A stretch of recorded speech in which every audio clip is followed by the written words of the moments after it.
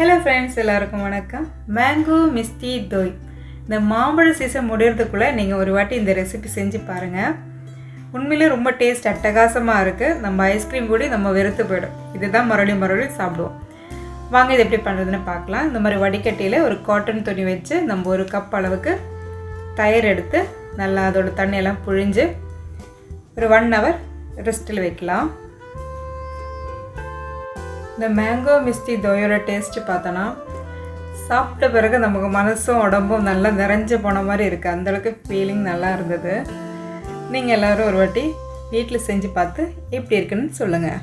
இதுக்கு ஒரு cup mango bulb எடுத்திருக்கேன். தோல் களைஞ்சு அதோட சதை மட்டும் எடுத்திருக்கேன். இப்போ அது மிக்ஸி ஜாருக்கு நம்ம மாற்றிக்கலாம். இது கூட ஒரு 3 ஸ்பூன் அளவுக்கு சுகரும் நம்ம சேர்த்துக்க போகிறோம். சேர்த்து நல்லா அரைச்சி எடுத்துக்கலாம். இப்போது 1/2 லிட்டர் திக்கான பால் நல்லா காய்ச்சி, உங்களுக்கு சுகர் தேவைப்பட்டானா ஸ்வீட்டை நல்லா சாப்பிட்ன ஆளுங்களாக தான் மறுபடியும் போட்டுக்கலாம். இப்போ 3 ஸ்பூன் அளவுக்கு பால் பொடி சேர்த்துருக்கேன். நல்லா சேர்த்து மிக்ஸ் பண்ணி எடுத்துக்கலாம்.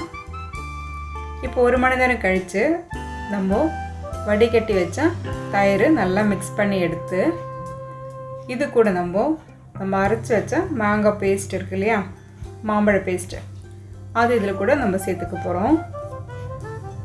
இதெல்லாம் சேர்த்து நல்லா மிக்ஸ் பண்ணி எடுத்துக்கலாம். நீங்கள் பால் கூட சுகர் சேர்க்கலன்னா மிக்ஸ் பண்ணும்போது கூட மில்க் மேடு கூட நம்ம சேர்த்துக்கலாம். இப்போது ஒரு 1/2 கப் அளவுக்கு சேர்த்தோன்னா ஸ்வீட் நல்லா இருக்கும். நான் சேர்த்துக்கல, கொஞ்சம் புளிப்பும் லைட்டாக ஸ்வீட்டாக தான் எனக்கு தேவைப்பட்டது. அதனால் அந்த மாதிரி நான் செஞ்சு பார்த்தேன். இப்போது நம்ம காய்ச்சி வச்ச பால் லைட்டாக சூடாக தான் இருக்கணும்.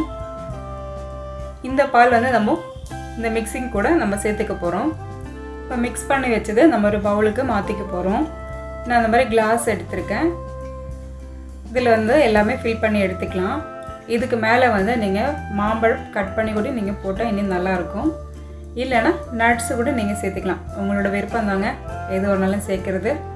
இப்போ இதெல்லாமே ஒரு மூடி போட்டு ஃப்ரிட்ஜில் ஒரு 6 மணி நேரம் செட் பண்ண போகிறோம். நான் நட்ஸ் தூவி அலுமினியம் பேப்பர் வச்சு கவர் பண்ணி ஃப்ரிட்ஜில் வைக்க போகிறேன். ஒரு 6 மணி நேரம் கழித்து நம்ம எடுத்துக்கலாம். உங்களுக்கு இந்த மாதிரி வீடியோ பிடிச்சிருந்தேன்னா லைக் பண்ணுங்கள், சப்ஸ்கிரைப் பண்ணுங்கள், ஃப்ரெண்ட்ஸ் அண்ட் ஃபேமிலிக்கு ஷேர் பண்ணுங்கள். நான் போடணும் வீடியோ நீங்கள் முழுசாக பாருங்கள். அப்போ தான் உங்களுக்கு கரெக்டாக தெரியும் எப்படி பண்ணணுன்னு. என்ஜாய் பண்ணி சாப்பிடுங்க, ஆரோக்கியமாக வாழுங்க.